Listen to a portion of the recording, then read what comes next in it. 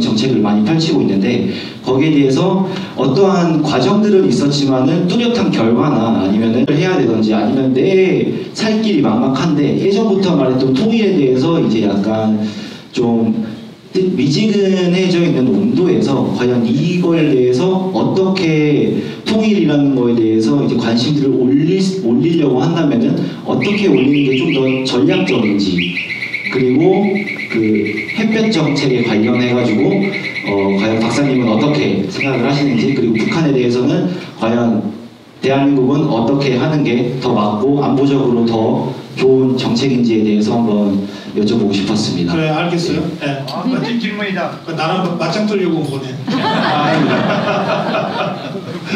좋은 질문입니다. 예. 우선 근데 시간이 별로 없으니까 짧게. 예. 우선 솔레이마니가 2인자는 맞는데 계급은 소장밖에 안 돼요. 그러니까 독재 정권이니까 뭐 계급이 별로 중요한 게 아니죠. 북한도 마찬가지예요. 뭐 원수라고 대장이라고 해서 꼭 힘이 쓴 거 아니에요. 그냥 실세는 따로 있죠. 어쨌든 이번에 그 미국이 킬러 드론을 사용했는데, 킬러 드론이라는 게 요즘 우리가 아는 드론은 요만한 거잖아요. 예? 그런데 그 미국이 이번에 사용한 킬러 드론은 실제로는 사람이 타고 있지 않는 전략 폭격기예요. 한 11m 정도 되고 9m 정도 되니까. 그리고 이 정밀 그 유도 미사일을 4기를 장착해서 그 공격을 할 수 있는 정도의 뭐 아주 굉장한 무기입니다. 근데 지금 사진을 보면은 차가 녹아내려 버렸잖아요. 그 사용한 미사일은 장갑차, 이 탱크도 그 쇠를 녹여버릴 정도의 위력을 갖고, 그러니까 녹이는 폭탄이에요. 예, 그러니까 이 솔레이마니는 흔적도 없죠. 그냥 그래서 우선 반지 가지고 본인을 확인했다는 건데, 더 중요한 것은요, 이거를 멀리 있는 데서 아마 미국 어디에서 그 원격으로 조정해서 타격했다는 거 아니에요? 그러니까 뭐냐면 폭탄 자체의 위력도 위력이지만 그것을 그 원격으로 그 정찰하고 감시해서 타격할 수 있는 그 기술이에요. 그건 다 이제 위성이 있기 때문에 가능한 건데, 지금 수백 킬로 그 상공에서 그 군사위성이 이제 이거를 이제 들여다보는데, 그 지상 이 판보다 작은 거죠. 가로 세로 30cm까지 판별이 된다는 거거든요.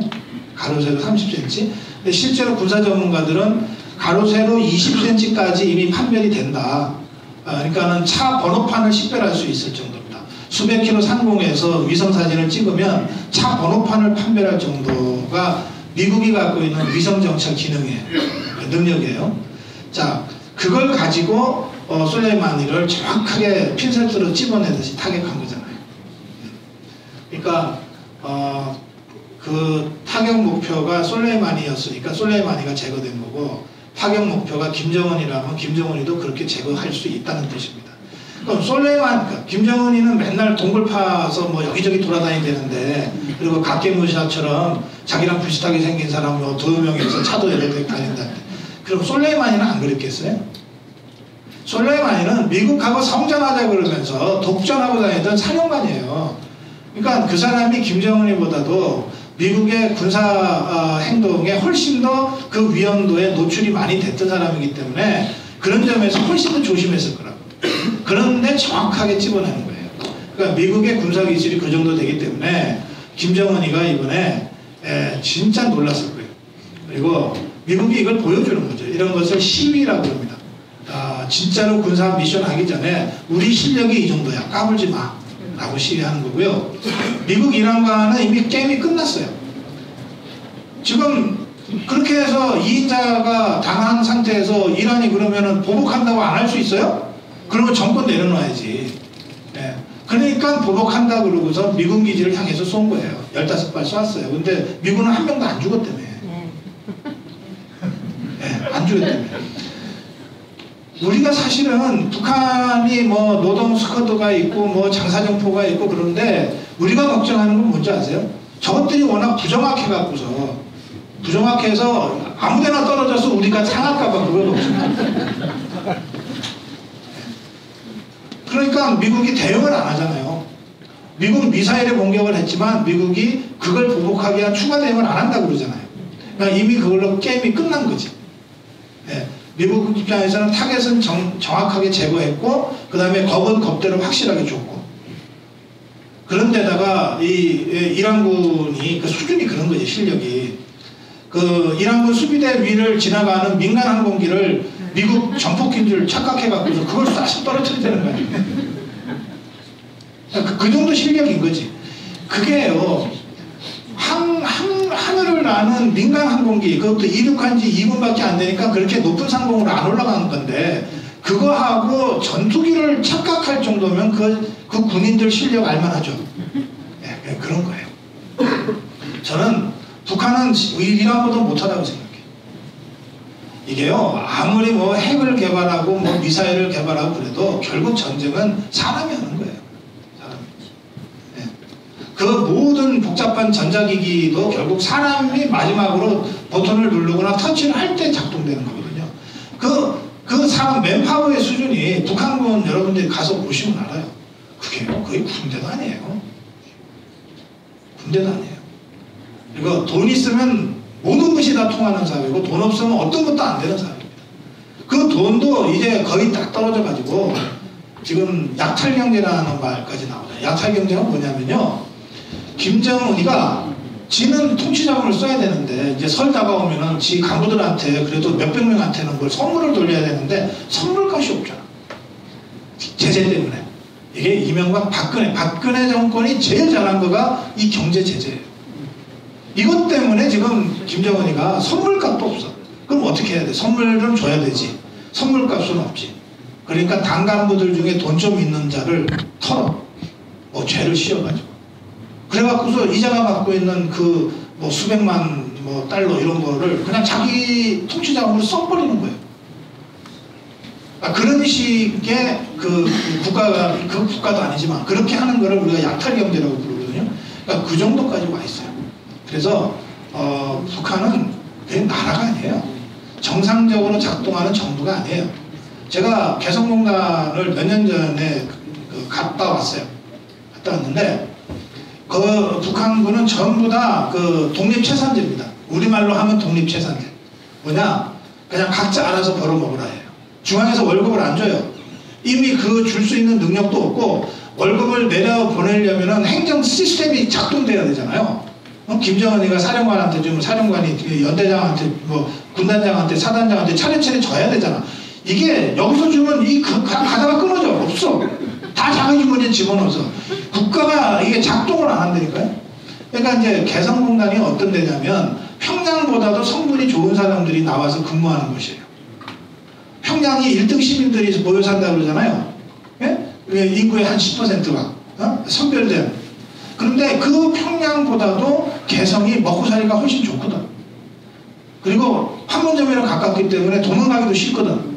그러니까 평양 시민들보다도 성분이 훨씬 좋은 사람들이 여기서 근무를 해요. 근데 여기에 북한의 보위부는 여기서 알아서 먹고 살게 돼 있어. 그럼 어떻게 먹고 사냐? 지금은 이제 딱 그게 중단됐지만 옛날에 개성공단이 가동될 때는 이제 반포에 사는 사람이 출근을 개성으로 하는 거예요. 아침에 자유로를 타고 가서 도라산역 지나가지고서 개성 판문점 지나서 이렇게 차를 타고 가면 개성에서 10시 반인가 뭐 하루에 2번인가를 이제 문을 열어주면서 번호판을 가려요. 남한 번호판을 가지고 자기네 번호판을 하나 임시로 줘. 그 차 타고 계속 가는 거예요. 신분증 확인한 다음에 가서 한 40-50km 가면 개성이야. 그럼 이제 거기서 일 보고 저녁 때 다시 코스로 돌아오면 퇴근이야. 예. 개성공단이라는 게 그런 식으로 운영이 됐거든요. 그런데 이제 저도 이제 그 코스로 같이 가는 거지. 갔는데 그럼 가서 일 보려고 그러면 개성공단 안에 차 타고 다녀야 되잖아. 그러면 골목마다, 그러니까 사거리마다 경찰이 서 있어. 그러니까 국가보위부가 서 있어. 그리고 딱 멀리서 봐도 한국 차는 알잖아. 번호판이 다르니까. 한국 차는 무조건 잡아. 무조건 잡아. 그리고는 이제 뭐 하여튼 뭐 타이어에 먼지가 좀 묻었네요. 이러고도 저 딱지를 떼겠다는 거야. 그러니까 이제 우리 쪽에 간 사람들은 그게 이제 통행료니까, 예? 잡으면 북한에서는 제일 겁나는 보이부원이야. 보이부원이 잡으면 그래 얼마 줄까? 1000만 원이가 그래요. 이렇게 시간도 없으니까 5만 원, 야 3만 원으로 하자. 어제도 뜯었잖아. 그래서 우리 돈을 현찰로 줘. 그게 통용이 돼요. 우리 돈이. 예? 그렇게 하고 가면은 저희 가면 또 있어. 그러면 또 할 수 없이 사야 돼. 예? 사갖고서 야 조금 전에 저기서 뜯었어. 그러면 내가 늦었네. 그러고서 보내줘. 이렇게 작동되더라니까. 내가 직접 봤으니까. 그런데 그 개성공단 보위부가 북한에서 제일 좋은 보직이 되는 거 아니에요. 돈을 제일 많이 버니까. 적어도 굶어 죽진 않으니까. 이게 군대예요? 이게 나라예요? 아무것도 아니에요. 그런 집단이 지금 그 폭력 통치를 하고 있는 게 김정은이에요. 그래서 저자들은 핵무기 가지고서 협박하는 거 말고는 생존할 방법이 없어요. 생존할 방법이 없어요. 그런데 문재인 좌파 세력은 저 정권을 무너뜨리면 안 된다고 생각하는 정권이에요. 저거는요, 그냥 우리가 압박만 조금 더 하면 그냥 2, 3년 안에 무너져요. 더 이상 국가가 아니기 때문에 그냥 무너져요. 그런데 저 정권을 무너뜨리면 안 된다고 생각하는 거예요. 문재인과 좌파 세력은. 왜요? 왜? 신영복을 존경하니까. 공산주의자인 신영복. 이 사람 간첩이 돼서 난파해갖고 내려갔다가 잡혔어요. 그 박정희 정권 때 잡혔어요. 박정희 정권 뗄 거야 아마. 그래갖고 감옥에 들어갔어. 들어가서 20 몇 년인가를 장기수로 살았어. 간첩이니까. 살고 이제 나이가 너무 많아갖고서 이제 내보내줬어요. 내보내줄 때 이제 전향서라고 하는 걸 형식적으로 써요. 안 그러면 내보내줄 수가 없어. 우리 정부에서 저 새끼 간첩, 저 새끼는 안 돼. 저 사람 간첩인 줄 알지만 그래도 나이도 많고 고생도 했으니까 내보내줘야 되겠다고 해도 형식상 전향서라고 하는 게 없으면 내보내주고 싶어도 못 내보내줘.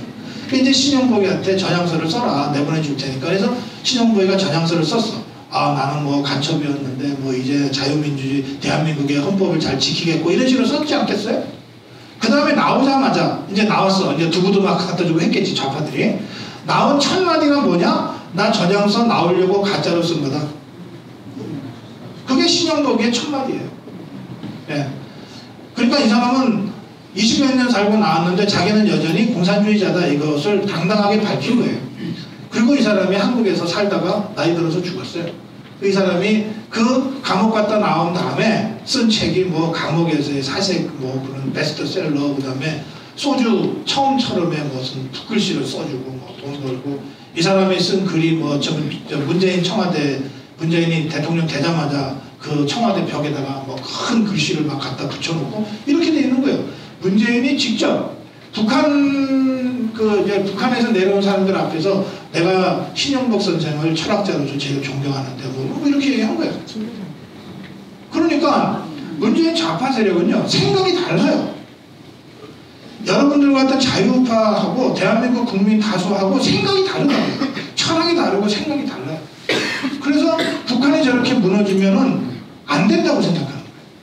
그러니까 저걸 어떻게든 안 무너지게 하기 위해서 뭘 해야 되냐? 경제 제재를 풀어야지.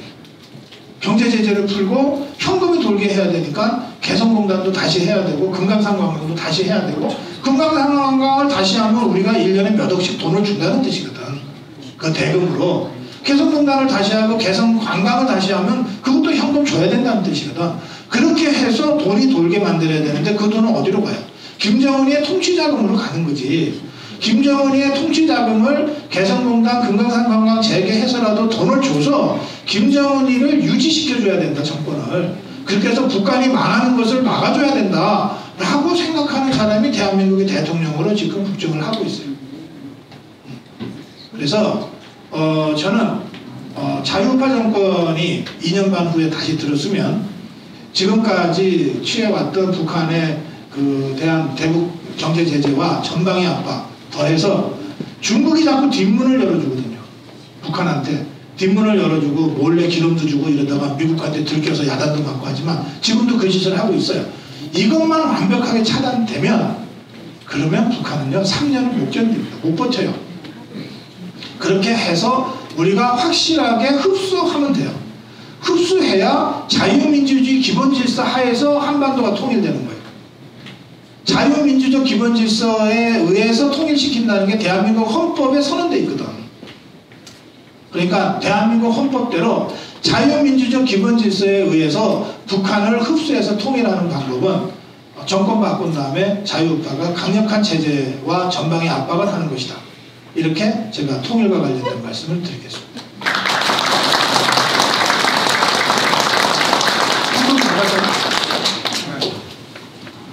예, 두 분, 네, 먼저 하시고 또, 하세요. 안녕하십니까. 저는 구미에서 영업직에 종사하면서 열심히 일하고 있는 청년 이승민이라고 합니다. 네, 여기 오늘 동양대학교 학생회장님을 포함해서 경상도 대학생협의회, 경기도 대학생협의회 등 많은 청년들이 참석했는데요. 저는 이 자리에서 최근 구미의 청년들이 겪었던 아픔에 대해서 좀 말씀드리려고 합니다. 방금 여기 앉아 계신 선생님께서도 말씀하셨습니다. 청년들이 갈 곳이 없다. 정말 일을 하고 싶어도 지금 취업이 안 돼서 갈 곳이 없습니다. 그런데 지금 말씀하세요. 저는 국회의원들 포함한 모든 정치인들이 법을 만드는 것뿐만 아니라 지역의 경제를 살리기 위해서 그 누구보다 발에 땀이 나도록 뛰어다녀야 되는 사람이라고 생각합니다. 그런데 최근에 우리 지역의 기업 유치 실패의 원인을 지역의 인재가 부족해서라는 원인을 규명한 정치인이 한 분 계십니다. 네. 거기에서 밤낮 없이 공부하면서 취업 준비를 하고 있는 구미 청년들이 정말 심한 모욕감과 큰 불쾌감을 느꼈습니다. 네. 예, 저는 이런 부분이 계속 반복되기 때문에 자유한국당과 이제 청년들 사이에 괴리감이 좀 생긴다고 생각하는데 알겠습니다. 박사님과 그리고 예비후보 김찬영 예비후보 두 분에게 그런 괴리감을 좁힐 수 있는 의견을 듣고 싶어요. 그리고요. 예. 저는 자녀가 대학교 4학년입니다. 지금 우리 아들한테 얘기를 들어보면 학교에서 이 좌파 교육이 너무 극심한데 거기에 대해서 너들은 그러면 무슨 가만히 왜 있냐 하니까 거기에서 조금이라도 우파 표시를 내면 상당한 불이익을 받으니까 입도 하나밖에 못하는데 아빠 현실이 지금 이런데 어떻게 교수님들한테 사상 교육을 어떻게 시켜야겠느냐 요 문제. 예, 그래서 지금 자라는 세대들이 점점 더 걱정이 됩니다. 예. 더군다나 나이도 18세로 이제 투표권이 형성이 될 것인데 이제 신입생도 들어오면 전부 그쪽에 다 교육시킨다고 난리랍니다. 예. 그게 지금 제가 걱정이 상당히 되고요. 알겠어요. 그다음에 두 번째는 제가 많이 다니면서 우리나라 정치에 대해서 문제점을 많이 이야기하는데 중도파들이 많습니다. 지금 여기 오신 분들은 전부 다 당연히 보실 것도 없이 우파인데 설명할 필요도 없지만 안 오신 분들 우리 40만 구미 시민에서 안 오신 분들한테 어떻게 우리나라 정치 세대에 대해서 이 현실을 어떻게 알릴 것인가 그런 제가 상당한 토론도 하지만은 KBS가 워낙 언론 프린트 많이 해가지고 거기 지금 세뇌돼가 있습니다. 네, 지금 우리 지지율 때문에 가는데 그 점점 세뇌돼 가고 있는데 그에 대해서 우리가 지금 대응책이 없어요. KBS 우리 뭡니까 시청료 거부 운동해도 별 효과도 없고 지금 대학교 지금 현실 문제하고 이 시청료 거부 문제 이 중에서 우리가 대책을 해야 되지 않나 생각합니다. 이상입니다. 일자리 기업 유치 근데 인재가 없어서 못한다는 내가 보기에 딱 들으니까 막말인데 그 부분에 대해서는 우리 김찬영 후보가 말씀 좀 해주시죠. 저는 참 답변 드리기 곤란한 부분인데 저도 기사를 통해서 그 사건을 봤습니다. 정치를 하는 사람의 한 사람으로서 우리 청년 여러분들께 상실감을 드린 것에 대해서 저도 깊이 미안한 마음을 가지고 있습니다. 지금 일자리 문제가 심각하죠. 청년 실업이 패닉 상태입니다. 지금 이 정부 들어서 마치 아까 박사님께서 토크쇼 서두에 말씀하셨지만은 본인들이 실험을 하듯이 이 소주성이라는 말도 안 되는 정책, 청년 일자리, 우리도 실업, 취업 이런 문제를 해결하려면 먼저 소득 주도 성장부터 철저하게 폐지를 해야 됩니다. 그걸 폐지하기 위해서는 우리 자유한국당이 내년에 총선에 압승을 해야 되고 그 압승을 바탕으로 정권을 다시 되찾아와야 된다고 저는 생각을 하고 있습니다. 네. 한 마디만 덧붙이면 막말하는 정치인들이 많이 있는데, 많이 있으면 안 되죠. 가끔 있는데, 덜어 있는데, 그 당시에만 막 흥분하고 화내고 그러고 나서 다 잊어버려요. 그러니까 한 번 막말은 영원한 막말이다. 그래서 선거 때 낙선시키는 걸 혼을 내줘야 된다. 안 그러고서는 이게 막말하고 며칠 있으면 잊어버리더라. 이게 내성이 생겨서 고쳐지지가 않아요. 그러니까 이번에 누가 그런 막말을 했는지 모르겠는데 제가 보기엔 막말인데 그런 사람들은 선거에서 심판해야 된다. 그렇게만 제가 보완되고요. 두 번째 질문하신 분 관련해서 제가 이거 좀 긴 얘기지만 짧게 하겠습니다. 좌파들이요. 교육하고 방송 언론 쪽에 집중적인 투자를 많이 합니다. 40년대 빨치산 투쟁할 때 보면 좌파들 중에 선생님 출신들이 많아요. 이게 다 이유가 있어요. 당시에는 우리가 민도가 별로 높지 않고 문맹률이 높을 때는 그 동네 선생님이 제일 존경하는 어른이야. 근데 이 사람이 인민위원회 위원장이 오는 걸 대서 나타나. 그러면 다 사람들이 저 사람이 저분이 하니까 저 선생님이 하니까 그런 거예요. 그래서 좌파들이 교사 조직을 아주 집요하게 해왔어요. 70년, 80년 전에부터. 그래서 지금 이 학교 현장을 장악하고 있는 게 정교조잖아요. 정교조는 80년대 중반부터 이 인간의 얼굴로 하고 입시에 시달리고 촌주에 시달리는 우리 아이들을 구해야 되겠다. 이런 식으로 접근을 해가지고 이 정교조까지 왔잖아요. 그러니까 한 40년 된 거예요. 좌파들이 40년 공을 들인 거예요. 언론도 87년 6월 민주화 항쟁 이후에 가장 먼저 조직된 게 언론 노조들입니다. 89년, 90년 이때 MBC, KBS가 노조가 조직이 되고 이렇게 해서 지금까지 온 거예요. 한 35년 이상 됐어요. 그 언론 노조가 민노총의 제일 핵심적인 역할을 해요. 그리고 영향력도 제일 커. 그리고 이 노조가 언론 노조가 KBS, MBC의 사장을 배출했어요. 지금 KBS 사장 양승동, MBC 사장 최수모가 다 이 언론 노조에서 위원장했던 사람들이에요. 그러니까 이거는 단순히 언론이 너무 편파적이야 이게 아니고 좌파들이 학교와 언론이라고 하는 그 중요한 진지를 40년 동안 공을 들여서 마침내 장악한 결과예요. 그럼 자유파 입장에서는 40년 동안 뭐 했냐? 그 진지 뺏기는 동안에 뭐 했을 것 같아요? 아무것도 안 했어. 아무것도 안 했어요. 자기 기득권이나 즐기고 아무것도 안 했어요. 원래 교육 현장을 보면 정교조가 있기 전에 교총이 있었어요.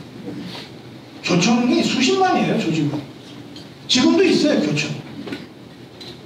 그런데 그 교총이 정교조가 생겨서 40년 동안 지금의 정교조가 돼서 교육 현장을 다 싹쓸이하고 그 정교조 출신의 교육감들이 전국 17개 중에 14개인가 13개가 될 정도로 싹쓸이하는 동안에 교총이 덩치가 정교조보다 훨씬 컸지만 허구날 후보를 내면 교총에서 둘셋이 나와요. 교육과 후보 냈다 그러면 교총의 전 위원장, 전 위원장, 전 위원장끼리 싸우는 거예요. 그러니 학교 현장이 이렇게 된 것에 가장 큰 책임은 교총한테 있어요. 여기 교육계에 관계하시는 분들 계실지 모르겠는데 진짜 반성해야 돼요. 작년, 재작년 지방선거 있었죠? 그때 교육감 선거도 했죠? 그때 보수 단일후보 낸 지역이 도대체 몇 군데인데요? 정권 뺏기고 좌파한테 이렇게 그 폭정에 시달리면서도 선거만 하면 자유우파 교육강부가 2명, 3명씩 또 나오더라고요. 단이라도 못하는 거예요.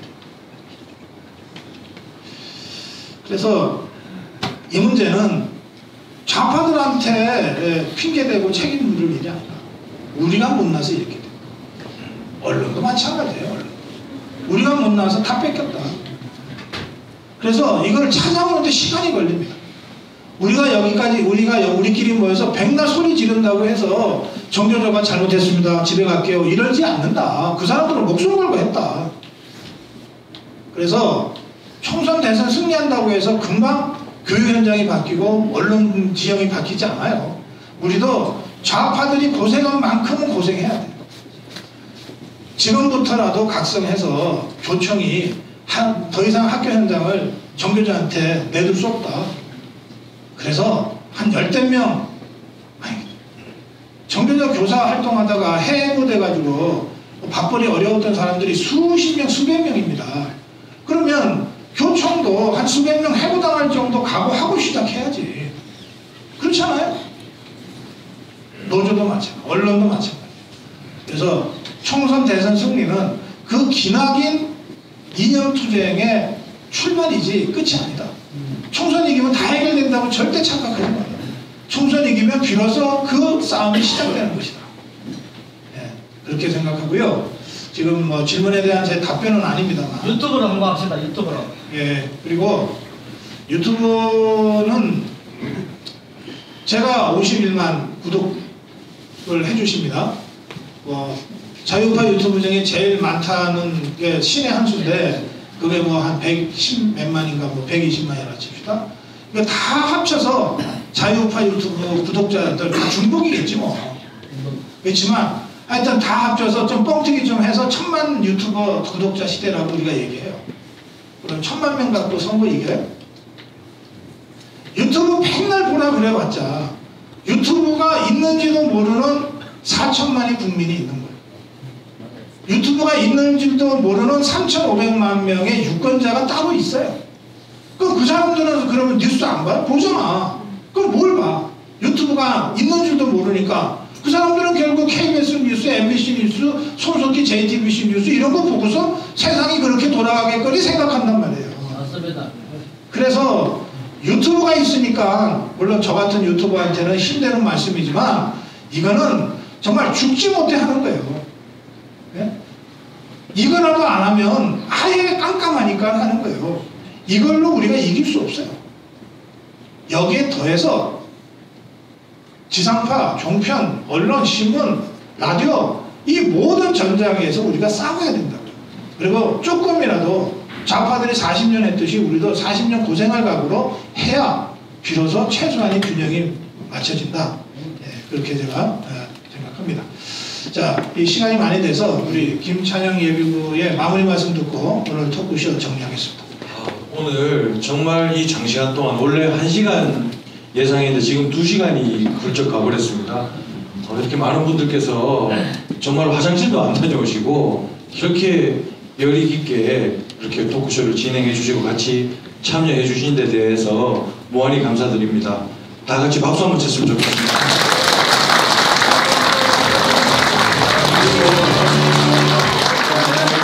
이 장시간 동안 저는 1인 시위로 단련이 되어 있지만 서 있는 게 박사님도 항상 특강이나 토크쇼 하실 때 항상 서서 의자를 안 앉으시거든요. 정말 좋은 말씀 우리 보수우파의 자유우파의 총선 필승 전략과 앞으로의 대선 그 승리를 위한 말씀 주신 우리 박사님께도 큰 박수 부탁드리겠습니다.